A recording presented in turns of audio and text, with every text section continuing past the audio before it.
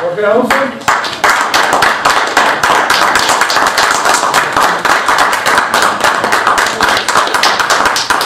Thank you very much. My name is Jorge Olson, and today we're going to talk about how to get a dream job, how to get a promotion, and how to get a raise in a year. Forgot about that. In a year. Can that happen? Is it realistic? How much money can you make? How much money is a raise? Well, I'm talking 100% kind of raise, doubling your income with a job. Not in a business. There's different types of ways of making money. In a job is one of them. And we'll discuss today how to do it in a job, your current job or a new job. In any economy, the same principles apply to the job market, especially here in the US. Other countries are very different because the economies are very different. A bad economy here is a wonderful economy in Africa. So let's talk about the economy here and what we can do here. What are the principles that you need to follow? The principles that you need to follow are, number one, you have to be very unselfish.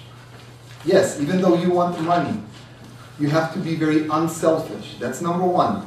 Number two, you have to look, not ask, look for a boss, not for a job. Look for a boss. Look to work for somebody, not for a particular company. Look for a boss. And number three, you have to communicate. You have to tell them what you want. And once you tell them what you want, ask them, how can I get there? These are my goals. Please teach me. How do I get to my goals? That's number three.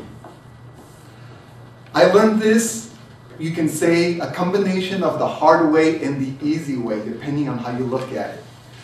After college, I couldn't find a job. I couldn't buy a job if I wanted to.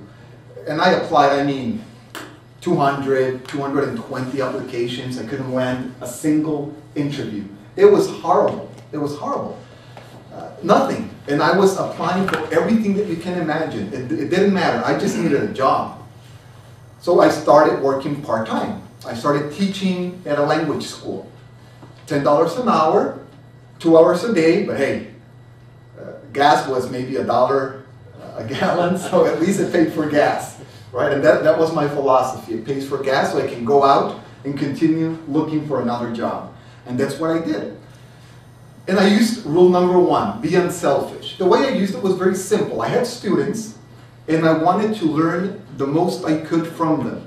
Notice I'm not just saying I wanted to be the best teacher. Yes, I wanted to be a good teacher, and I wanted them to learn, but that's not enough. That's not really being unselfish. That's being a good teacher.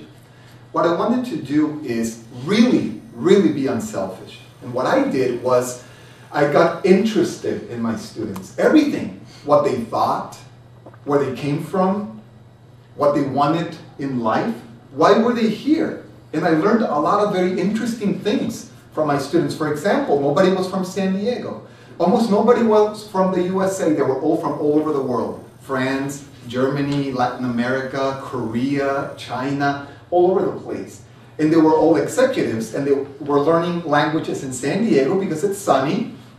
They wanted to play golf and have 2 weeks to 2 months off, paid, and learn another language. So it was great for them. And then I started seeing that everybody was an executive. I taught the CEO of a couple of Fortune 500 companies here in San Diego, a lot of small, medium companies, a lot of executives, VPs, etc. So I started asking questions. What do you do? And then I started teaching my classes around what they did so they could learn English in another language and doing business in English in another language. But I got more interested. How about your personal life? Are you here with your wife? Let me take you out to lunch. You want a free tour guide? I'll become your friend, show you the town, everything for you. Because it was fun, because I like people, and because it's rule number one. You have to be unselfish. What happened was, I got hired by one of my students. And funny enough, when I went back to the other teachers and I asked them about their students, nobody knew about them. What do I do? Where do they come from? They didn't know. And I got hired. And I got hired into a software company. And my background wasn't in software. I didn't know, I knew how to use computers because I'm from that generation, but that's it.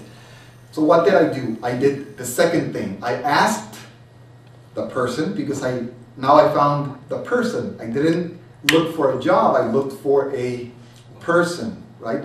I looked for a person to hire me. So now I had my mentor, and I asked this mentor, I want to make more than $100,000 next year, from $10, and I want to be an executive in the company.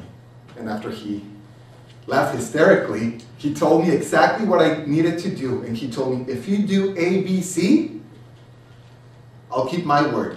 Now the company was very sales-oriented, and I didn't want to sell, but it's the rule. It's rule number 3. I asked, and he told me, so now I had to do it. That's the rule. So I said, okay, that's what I want. And at that time, what I wanted was, I wanted to make money, and I wanted to be an executive. That was my goal. So I did exactly what they told me. And in that particular company, they rewarded people who opened new markets, or new companies, or new verticals. And that's exactly what I did. I went out and I opened Canada and the US for the company. They kept their word, and soon after I was CEO of US operations. I was making much more than what I wanted. I had an apartment in La Jolla, I had a car every year, a month and a half vacation. I was an executive, truly an executive, like I always wanted to be, and I was 27 maybe. I just followed the simple rules. There are 3 rules. You can follow them. Maybe it's not your job right now. Maybe it's another job. But the rules are the same. Number 1, you have to be unselfish. Number 2, don't just look for a job. You have to look for a person.